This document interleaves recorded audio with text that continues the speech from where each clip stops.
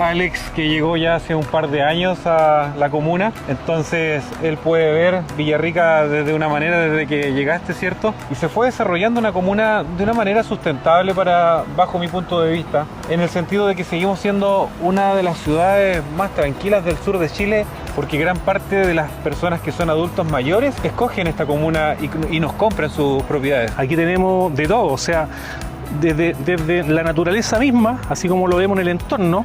Ya pronto nos van a construir un strip center, tenemos un mall, un home center, comercios variados. En realidad aquí tenemos todo, y la familia, todo lo que se necesita para poder estar bien, yo creo que está acá, y sobre todo tranquilidad y vida familiar. Qué mejor maravillarse de lo que tú mismo hoy día estás pudiendo ver, un río, lago, tanto verde que nos envuelve, realmente enriquecedor.